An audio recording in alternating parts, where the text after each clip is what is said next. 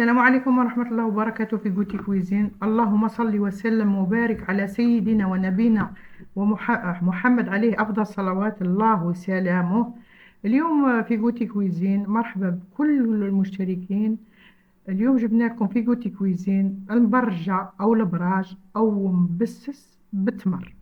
شوفوا المقادير معنا وتبعوا المقادير باش تنجحكم الوصفة، وهي رائعة من أروع ما يكون. بسطناها لكم مقادير مضبوطة وجربوها وشوفوا.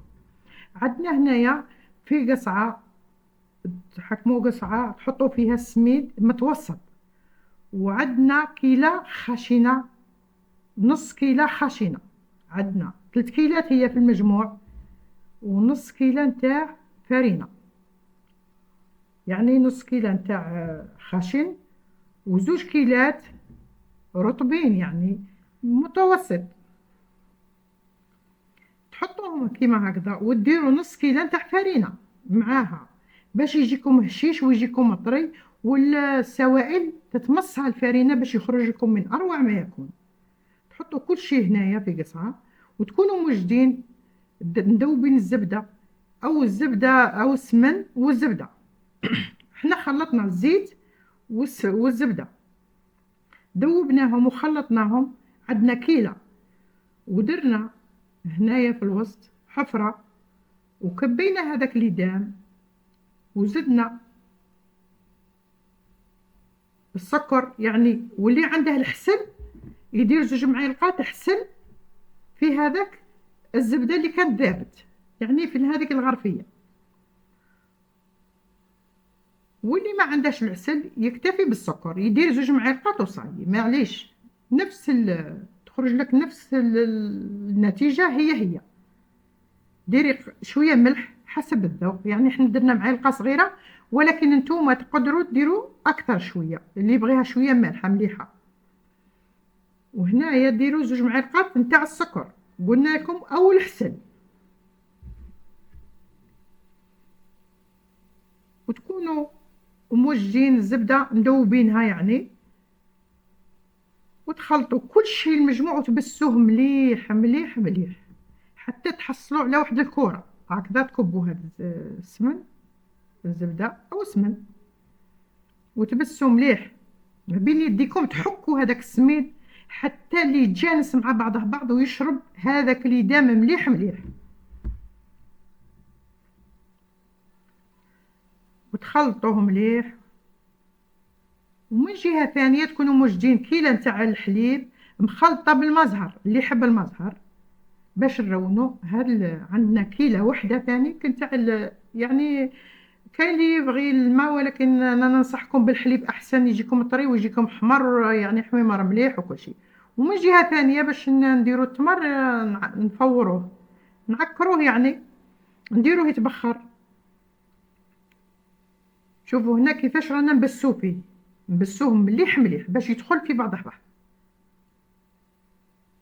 شوفوا كيفاش حصلنا على الكرة. كي تحصلوا على هذه الكرة تتلم لكم خلاص، يعني راه معناتها مبسس. خطوا رونوا هنايا، خلطوا ديروا نص معلقة نتاع لافاني، ولو كانت هيا ساشيه نتاع لاليفير باش تحصلوا على الهشاشة. لاليفير تعطيها الطراوة يعني. تبسوها معاها. بعد اللي بسسنا عاودنا دخلنا لها هذوك اللي زدناهم وتبسوه يعني مليح مليح. وديروا حفرة في الوسط، وها هي الكيلة نتاع الحليب والمزهر، نلونوا بها كيما هكذا، نديروا بشوية ونشوفوا شيئا فشيئا.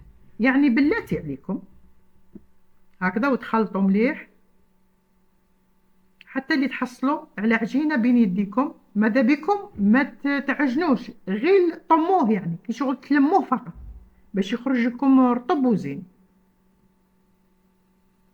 وديروا غير بشوية عليكم وتلموا فيه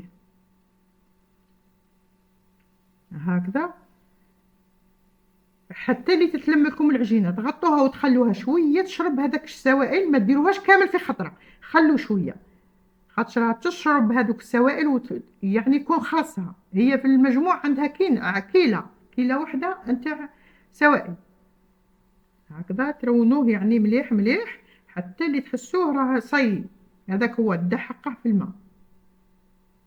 غطوه وخلوه يشرب شويه ومن بعد نعاودو نرجعوا له. من جهة ثانية نبخروا التمر، كنا دايرين قصعة القدرة يعني والكسكاس هكذا، فتتنا هذاك التمر ونعكروه نديروه فور، ومن بعد اللي يتبخر مليح مليح هكذا. شوفوا كيفاش راه يتبخر معانا باش يولي طري. ولو عندكم التمر نتاع الحبة تقدروا ديروه.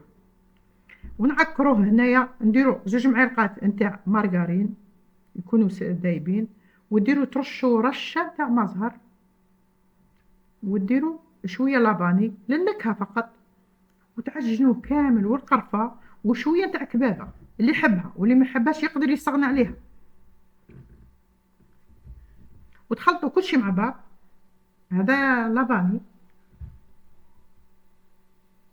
وتخلطوا كل شيء مع بعض هكذا حتى اللي يصبح الخليط متجانس، يرطب في يديكم يعني باش ما يتحجر لكمش ويولي حجر يعني.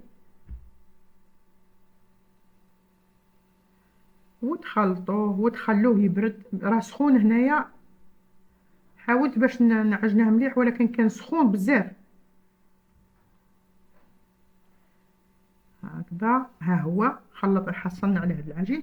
من جهه ثانيه تجيبي ساشيه تورقي فيها العجين بعد اللي زدناه ديك الرشات نتاع الحليب، وحصلنا على عجينه مليحه. ونورقوه، اللي يبغيه رقيق يديره رقيق، واللي يبغيه شويه غليظ يديره غليظ.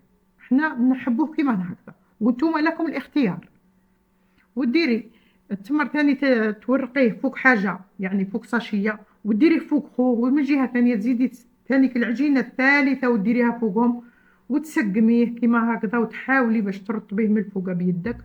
ويكون عندك كيما هكذا سارسو او معينه او دائره او واش ما تحبي، ولا بالخدمي ولا باش ما تحبي قصي. احنا بغينا نديرو بهذا باش ما يبقوناش لي شيت بزاف هكا، وتقصيه كامل وتسقميه وديريه يطيب حتى اللي تحصلي على داك اللون الاحمر من الجهتين.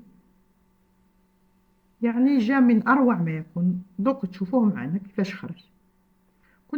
كان عندي طلب بغيت نطلبه من المشتركين، كل المشتركين نتاوعي. قلت واحد المشتركه مسكينه طلبتني، قالت لكم طلبوا لي ربي ان شاء الله يرزقها بالذريه الصالحه ان شاء الله، ماشيه دير عمليه. اطلبوا معاها، قال لك دعوه 40 واحد مستجابه، اطلبوا معاها ربي ان شاء الله، الله يفرحها ويفرحكم ان شاء الله، ويعمر حجرها ان شاء الله يا ربي باذن الله تعالى يا ربي ان شاء الله. كما قصدتنا وطلبتنا الله يفرحها ان شاء الله في هذا المجمع. اطلبوا معاها، نطلب منكم تطلبوا معاها ان شاء الله. ودمتم في رعايه الله وحفظه، والى اللقاء في كيفيه جديده باذن الرحمن.